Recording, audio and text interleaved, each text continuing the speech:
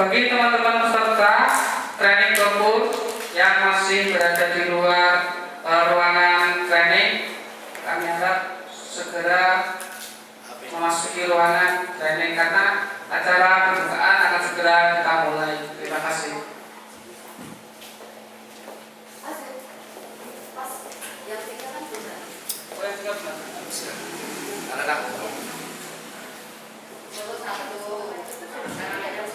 Oke, ternyata yang saya agak kurang ternyata memang belum datang. Terima kasih.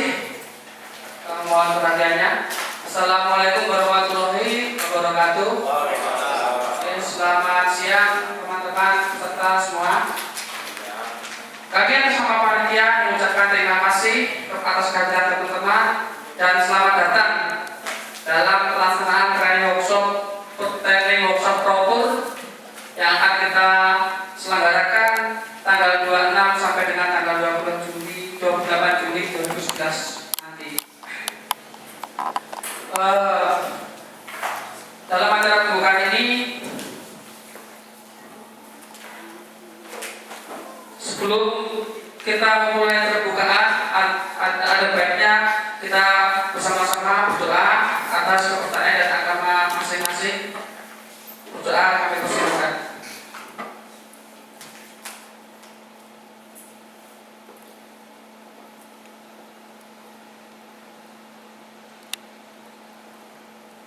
Berdoa selesai. Selanjutnya pembukaan. Selanjutnya adalah sambutan dari Ketua Panitia yang akan dibawakan oleh Bapak Dr. Andes Joko Selamat, PPRPM. Kepada Bapak Joko Selamat kami persilakan.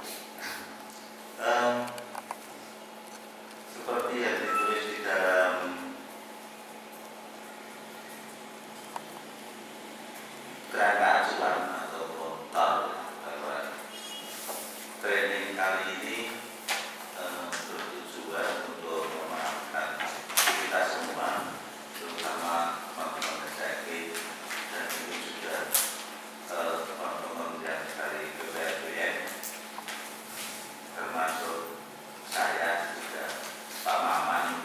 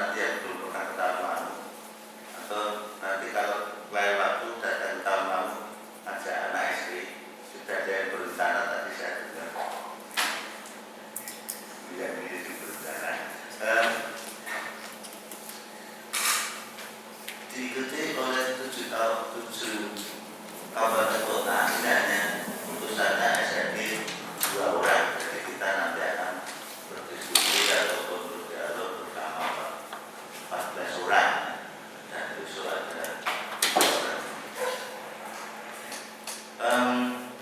Saya kira tidak panjang lebar. Mudah-mudahan saya hanya berharap bersama teman-teman panitia penyelenggaraan yang ada di tahun mau ini tidak terlalu mengganggu atau bahkan mudah-mudahan bisa lebih nyaman, karena biasanya yang paling nyaman ya BBM karena memang sudah didesain untuk kita semuanya, memang itu sudah gitu ya. Tapi di sini pun tidak kalah nyaman dan tidak mengurangi ataupun mengganggu kita pemahaman terhadap permasalahan yang akan kita pelajari bersama. Saya kira itu yang kami sampaikan. Tidak seperti biasanya kita senang karena pada sore hari ini kita kehadiran Pak Maman sebagai Direktur BBM yang beberapa kali kalau pembukaan tidak bisa hadir Pak Maman, selamat datang juga Pak Dwi yang juga jadi tadi pendamping Pak Maman yang dikeluarkan atau motornya gitu ya. Dan saya kira kami hanya bisa berharap mudah-mudahan yang terselenggara sampai besok Kamis bisa berjalan dengan lancar dan baik, tidak ada kurang-kurang dan kurang-kurang lebihnya. Saya mohon maaf dan wassalamualaikum warahmatullahi wabarakatuh. Terima kasih. Terima kasih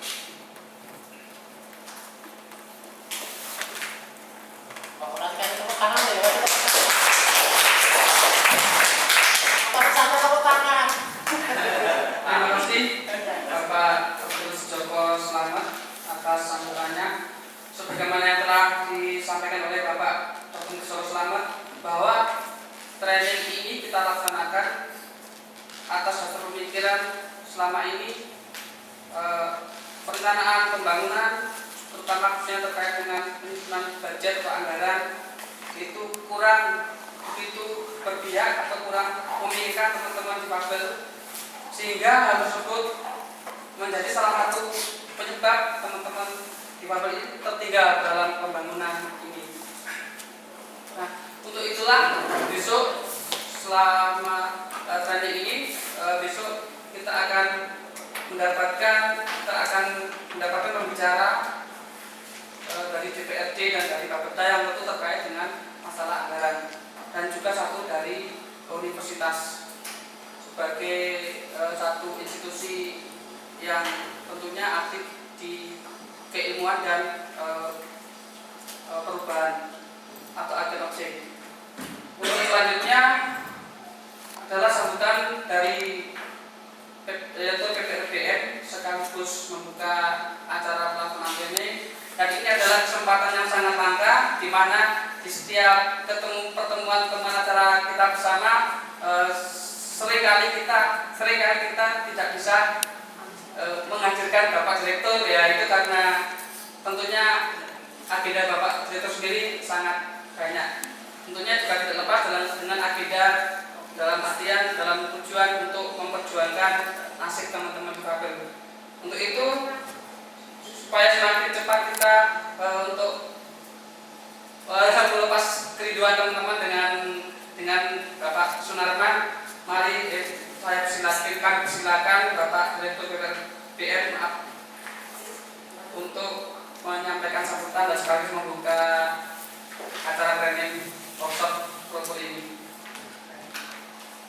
Terima kasih Mas Yo, baik amat. Berlebihan. Saya sudah datang. Kemudian juga, ya saya meskipun dalam akademik tidak dan beberapa kali kita juga bertemu teman-teman, tapi memang benar beberapa kali saya tidak bisa datang dan senang sekali saat ini bisa datang. Teman-teman sekarang sejarahnya panjang sebetulnya. Training ini terus saya mulai waktu saya tahun 1997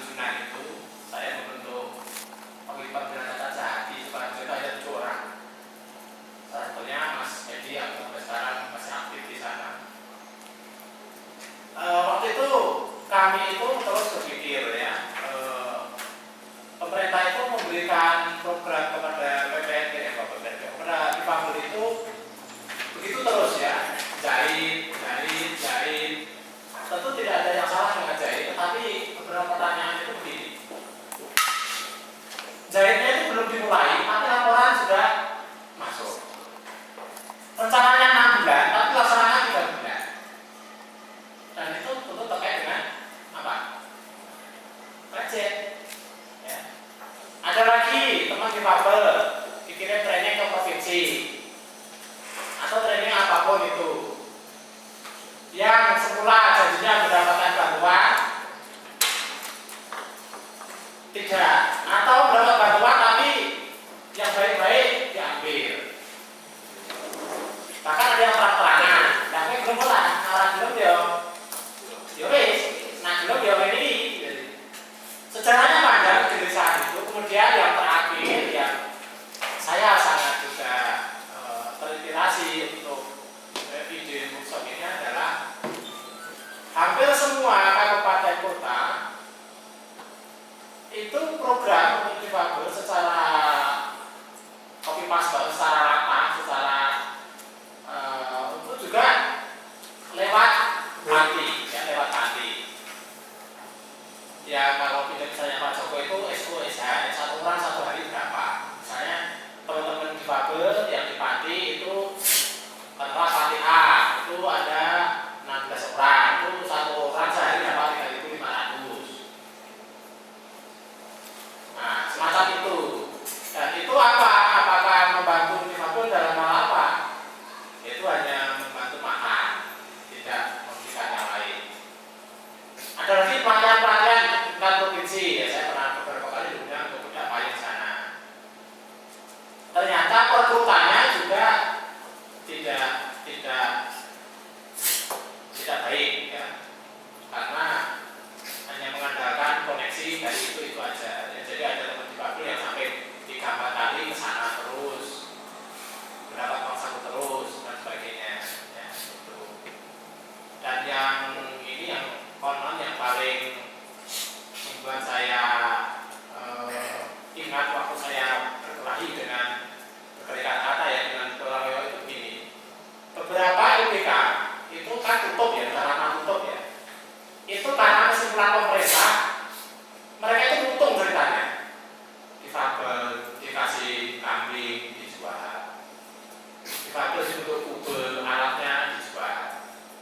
Setahun 2 tahun dilihat musnah, tidak ada bekasnya sama sekali. Lalu mereka tutup.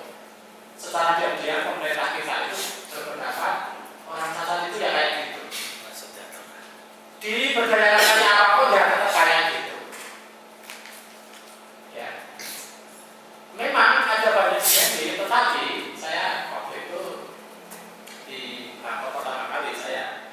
Jadi ada penelitian di beberapa negara. Kesimpulannya sama, difabel itu memang tidak mampu diberdayakan secara ekonomi, tidak mampu mengelola uang. Dan saya waktu itu marah besar karena saya adalah bagian dari difabel meskipun tidak menurut saya. Gitu. Nah dalam hal ini ada pertanyaan-pertanyaan, persoalannya di mana? Ya. Persoalannya tentu ada tingkat difabel itu sendiri. Memang ada difabel yang mentalitasnya kurang baik ya. Sebenarnya itu urusan semua orang yang tidak ada difabel ya. Karena apa? Orang yang banyak ngajari gitu. Yang coba yang jahit 6 bulan dari 3 bulan belum dilaksanakan sudah lapor. Nah ada difabel ya ini itu, kamu aja juga gitu. Ngapain saya harus susah? Kamu sudah mendapat gaji, saya cuma dapat 500.000, 700.000. Kalau saya harus susah payah, ini kan begitu pola pikirnya. Benar atau benar gitu? Ya benar. Kalau kesimpulan seperti itu timbul stigma baru untuk difabel. Yang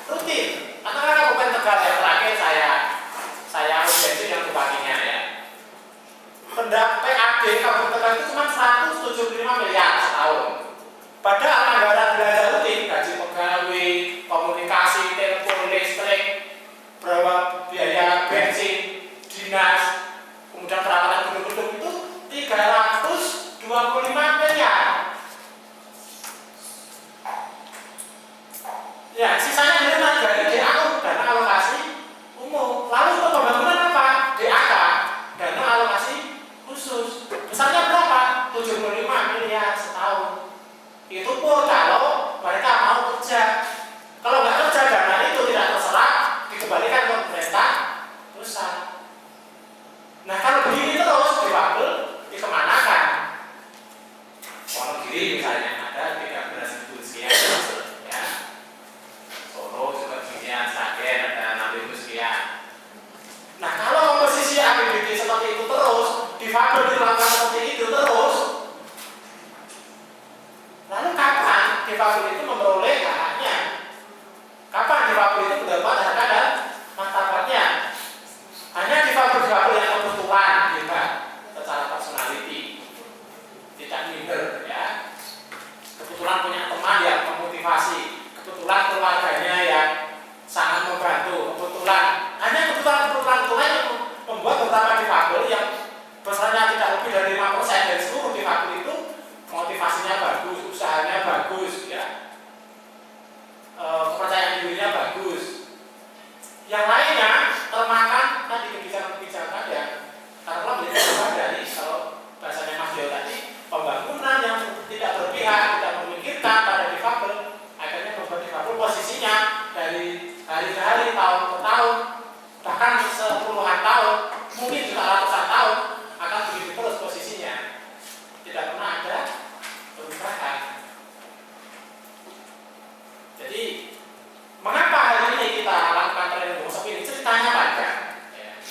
Ceritanya panjang seperti itu, dan saya berharap bahwa teman-teman PS bersama teman-teman perwakilan dari paguyuban ya SMK dari 7 kabupaten kota ini belajar banyak dari sini, karena teman-teman kita siapkan, kita harapkan untuk menjadi ya bahasa keren itu change of agent, ya change agent, agen perubahan, supaya orientasi pemerintah kita terhadap difabel itu berubah. Ya. Jadi kalau misalnya kemarin Pak Hari sudah diminta menjadi pengajar, lumayan meningkat loh. Dari sebelumnya mungkin programnya ya terus, tentu sekali lagi tidak ada yang salah dengan menjahit. Banyak sekali teman-teman difabel yang susah dalam menjahit. Tetapi jika semua difabel harus menjahit, dibayangkan. Ya, jadi ada banyak aspek di mana difabel selalu pada posisi tidak diuntungkan ya dari semua proses kebijakan itu.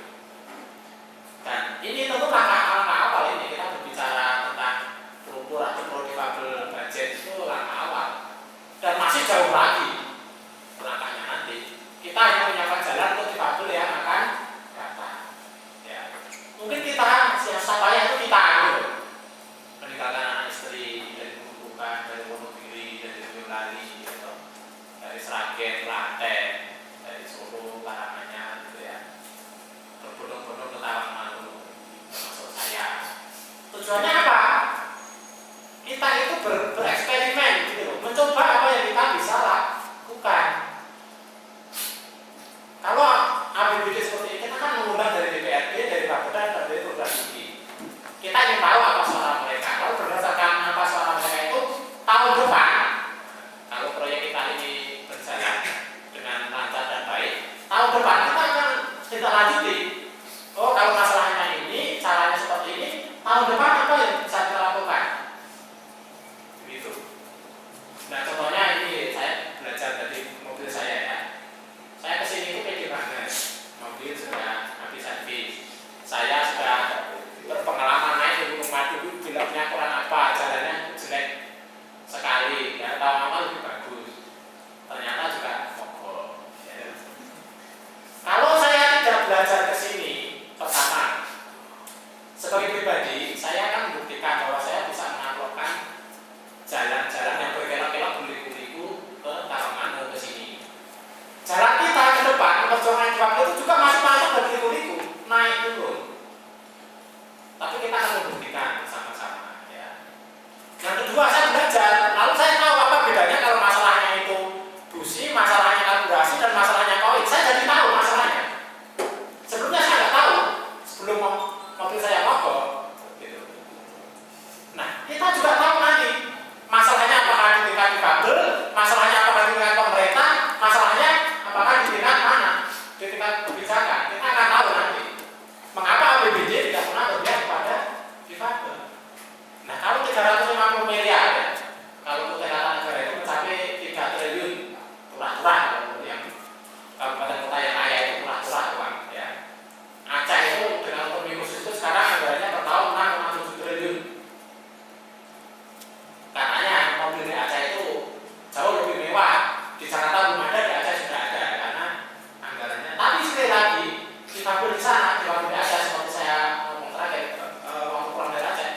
kami di sana itu justru diarahkan untuk jadi pengemis terorganisir. Ya. Jadi tentara rapi. Setiap kali saya jajan di luar itu pasti pertama kena netra dulu. Mungkin 20 menit kemudian kena daksa. Baru yang non difabel masuk. Dan kalau saya lagi 2 miliar setahun sekelompok difabel dari pengemis itu. Ya, ini sekali lagi pilihan. Ya. Kalau saya memilih jalan panjang begitu, tetapi lebih bermartabat, lebih terhormat sebagai manusia, sebagai makhluk Tuhan. Ya. Kita kalau bisa jangan menghinakan diri sendiri, ya. Karena kita dikaruniai Tuhan itu mungkin, ya, kaki yang kecil atau apa, tangan yang kecil atau apa. Tetapi tekad semangat kita tidak boleh ikut mengecil atau menurut. Justru itu masuk dari itu semua tentu harus kita gunakan secara positif, kita gunakan secara lebih kreatif. Ya. Mungkin kalau kita tidak seperti ini, mungkin tidak akan seperti ini, ya, gitu. Kalau kita lebih positif seperti itu. Jadi sekali lagi, mengapa prokur budgeting di sini itu kita adakan, kita mewacanakan itu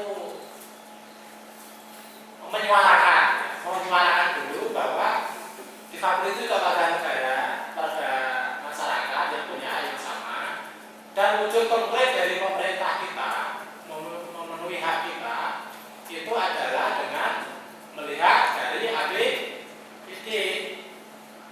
Oke, APBD tahun ini membangun fasilitas terminal, membangun pasar. Kita lihat apakah desainnya juga aksesibel atau belum, kan gitu. Karena kita disuruh pun kecolongan, ya, saya dapat itu kecolongan. Membangun pasar banyak sekali, nanti sudah ada perda, sudah ada TAD juga, tapi tetap tidak aksesibel. BST yang terakhir itu. Nah, masalahnya apa? Kita tidak paham sejak perencanaannya, perencanaan anggaran maupun perencanaan pembangunan. Tapi ini akan kita lakukan tahun depan, ya. Ini kita menyuarakan dulu. Tadi untuk menganalisa atau untuk melihat persoalannya di mana, lalu bagaimana caranya. Lalu setelah kita tahu, tahun depan kita akan lebih maju lagi. Gitu, ya. Seperti saya tadi bilang tentang mobil, akhirnya kan saya tahu solusinya, tahu gejalanya, juga tahu solusinya. Kita juga nanti begitu. Difabel yang selama puluhan tahun, ratusan tahun itu tidak pernah dilibatkan, tidak pernah dipikirkan, kita mencoba memikirkan nasib kita sendiri dan memperjuangkannya, menyuarakannya lewat training workshop selama kurang lebih 2 hari efektif, ya. Karena sebenarnya masing-masing untuk berangkat dan pulang. Dan semoga 2 hari yang singkat itu membawa satu perubahan, paling tidak wacana, ya, ide dulu itu ada berubah ke depan. Difabel juga harus dipikirkan melalui alokasi anggaran pendapatan belanja daerah. Mimpi saya, dan saya berharap teman-teman mimpi yang sama, program untuk difabel bukan hanya 1 orang 1 hari berapa, atau bukan hanya training dari itu ke itu, tetapi training vokasional yang betul-betul profesional, yang diperhitungkan dengan pasar, yang diberi juga akses permodalan, pendampingan, juga pameran-pameran dan sebagainya, sehingga difabel bisa ketika butuh kursi roda, butuh apa, tadi Pak Heri bilang kursi roda sudah beli sendiri, handphone juga beli sendiri. Saya berharap semua difabel atau paling tidak lebih banyak difabel yang mampu mandiri seperti itu. Butuh kursi roda itu kan ritus, kebutuhan rutin, ya. Setiap 3 tahun itu pasti butuh kursi roda baru. Tetapi kalau tidak ada yang bantu, tidak bisa. Tidak ada lembaga asing yang mengasihani kita sulit mendapatkan. Ya, ini konkret juga. Konkret. Jadi kalau teman-teman difabel ekonominya kuat, ya, juga pemerintah kita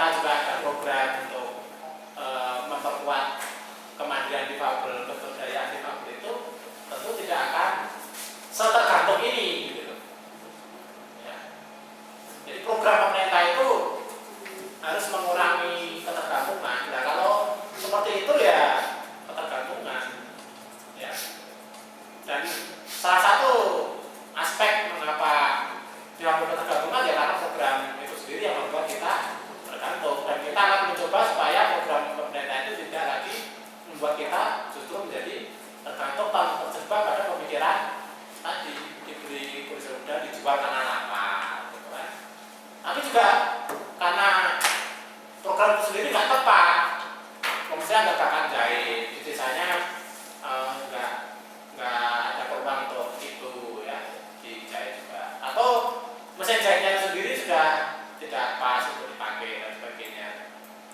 Ya, ini salah satunya yang saya dapat protes itu bantuan wajib kambing untuk difabel 50 orang. Ya. Pertanyaannya, kalau difabel itu yang hidup di perumahan, dia tidak punya kebun, dia tidak punya sawah, ya. Dia hanya ngontrak 1 atau 2 kamar, dikasih kambing, mau dibayar di mana?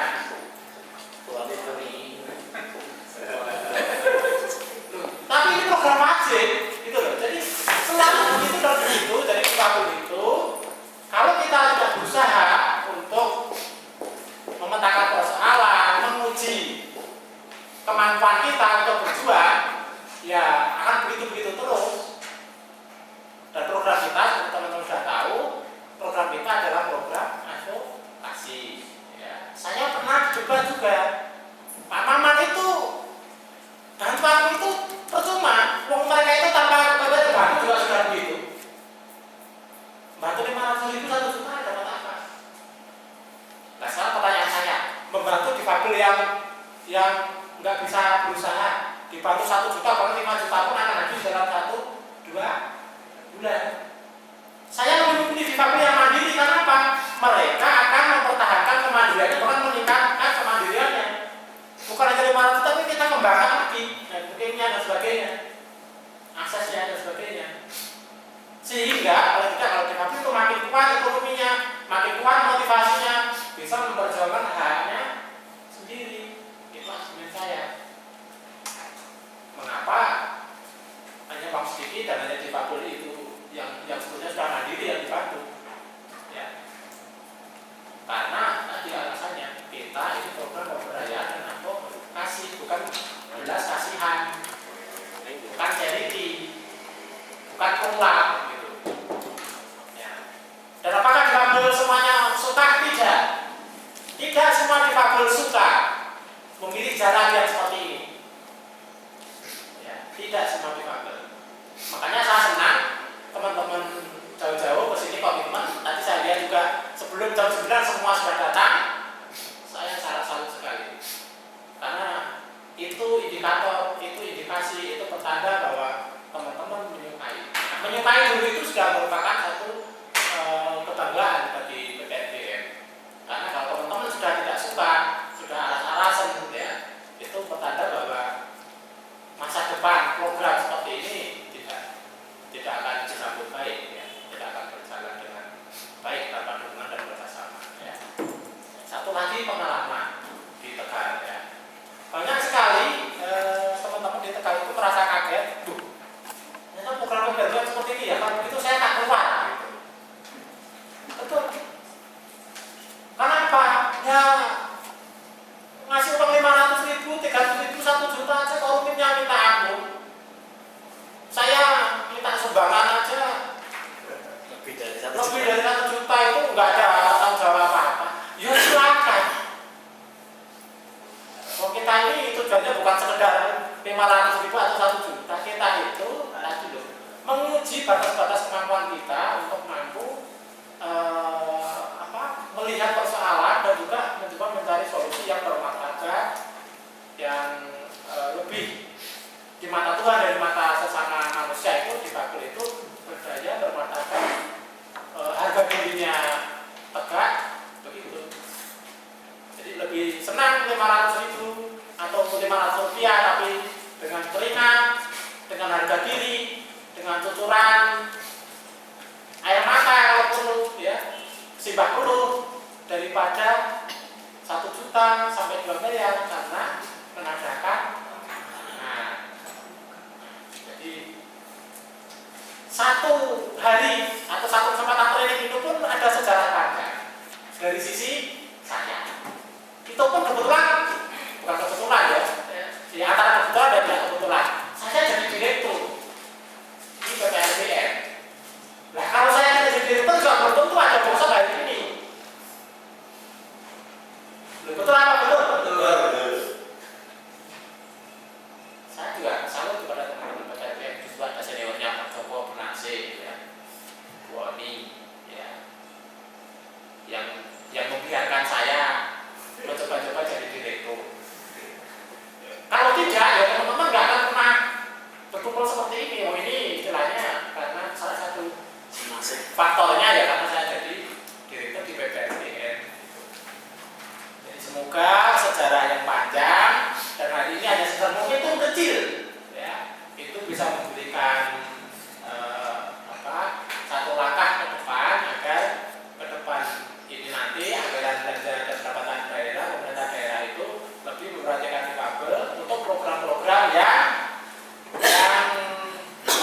lebih memberdayakan, ya, aksesibilitas untuk sekolah inklusi, untuk koperasi difabel atau untuk apapun, tapi yang jelas kita harus menunjukkan, membuktikan bahwa difabel itu ada, difabel itu mampu, difabel itu mau hidup yang setara dengan training workshop tentang pro difabel PSDT untuk anggota untuk pengurus SHG Tujuh dan Kota. Dengan ini saya nyatakan buka.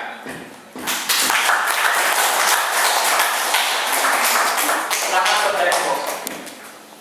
Oke, terima kasih Bapak Senator atas sambutannya dan telah membuka acara training workshop kali ini. Sekali lagi tepuk tangan buat Bapak Direktur kita. Ya, sebagaimana yang tadi Bapak Norman sampaikan bahwa training ini ternyata punya sejarah yang cukup panjang. Saya sendiri juga baru dengar kali ini. Ya, ternyata juga berawal dari potret-potret pengalaman Pak Maman, di mana teman-teman difabel selama ini mendapat perlakuan dari pemerintah yang kurang pas, baik itu perlakuan latihan, langkah-langkah penanganan maupun pengelolaan budget, pemihakan budget buat teman-teman difabel. Nah, begitu banyak tadi teman-teman Pak Maman sampaikan, termasuk tentang perjuangan yang begitu masih panjang dan melelahkan. Dan memang Pak Maman juga selain dari direktur PPPN juga adalah difabel yang aktif di gerakan difabel di Solo Raya. Nah, mungkin melalui training ini kami mengharapkan teman-teman peserta training ke depan bisa menjadi Pak Maman baru, Pak Maman yang masa yang akan datang, sehingga tadi yang Pak Maman sampaikan di Aceh dan sebagainya masih banyak ternyata masalah-masalah itu lebih berat daripada di sekitar kita yang selama ini kita lihat dan kita alami. Sehingga mungkin nanti kalau selama ini Pak Maman yang sampai kemana-mana, mungkin nanti teman-teman difabel sini ada yang bisa jadi generasinya Pak Maman bisa sampai kemana-mana. Artinya bukan kemana-mana melancong, tapi untuk tujuan pemberdayaan difabel, peningkatan kualitas hidup difabel. Begitu acara pembukaan kali ini. Sebelum kita lanjut ke acara selanjutnya, marilah acara pembukaan kita tutup dengan bacaan dalam sama-sama. Alhamdulillah. Nanti pada jam 13 berapa nanti?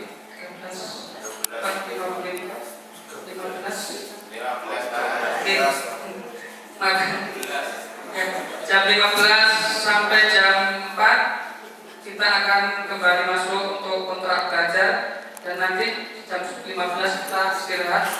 Ini masih ada waktu sekitar 10 menit ya. Nah, sebelum kita break istirahat, kami ingin memastikan kondisi teman-teman yang ikut training hari ini, karena tempat training kita kali ini tidak seperti biasanya. Kita berada di tempat yang suhunya dingin. Apakah teman-teman ada yang bermasalah dengan hawa dingin, mungkin alergi atau mungkin tidak kuat gitu? Nah, kalau ada kondisi yang teman-teman yang sekiranya bermasalah dengan hawa dingin, mungkin nanti silakan berkoordinasi dengan panitia. Mungkin nanti teman panitia bisa mengambil langkah baik seperti apa. Begitu, terima kasih. Assalamualaikum warahmatullahi wabarakatuh. sebelum saya pakai kurang, ini antara panitia dan peserta sama banyaknya ya. Jadi kebangetan dalam nanti peserta sama tidak komen ya. Pesertanya 14, panitianya 13 ya. Jadi apapun persoalan teman-teman, kayak kedinginan gitu ya. Tapi juga jangan berlebihan. Malam-malam setengah 12, setengah 1, orang-orang panitia kedinginan. Jangan nih. Misalnya kita punya angin atau mason atau pinjam jaket masih boleh gitu. Terus juga sekali lagi teman-teman di Ketapang ini karena harapannya bisa ada perbedaan pemandangan gitu ya. Di perbedaan kan ya itu aja. Semoga teman-teman panitia juga konsentrasi full atensinya untuk peserta juga full atensinya di sini ya. Selamat bertraining longsor, semoga teman-teman nanti kuat karena saya lihat jadwalnya sampai malam ya. Dan kalau ya lagi kalau ada persoalan apapun tolong sampaikan jujur dan minta solusi dari teman-teman panitia. Oke ya, terima kasih. Silakan Mas. Buat teman-teman yang tadi ada yang berkendala dengan dingin karena memang saya juga pernah berkegiatan di cuaca yang dingin ya. Memang dengan cuaca dingin kadang bagi teman-teman yang nggak kuat selain pulangnya itu ngilu, kadang hijau itu pengaruh gitu. Nah nanti mungkin teman-teman panitia bisa membantu memberikan minyak atau mungkin hasaplas untuk menghilangkan hijau itu juga bisa disolusi. Atau ya maksudnya ditempel gini Bu, maksudnya ditempelkan itu karena ada hawa panasnya itu saya pernah mengalami seperti itu. Selain minyak, artinya bau dari tadi mungkin nanti karena malu bisa dengan hasaplas yang koyok itu yang bisa ditempel hidung itu nanti bisa menetralisir pengat. Itu nanti teman yang mengalami kondisi itu bisa coba menghubungi panitia. Terima kasih. Dan sekarang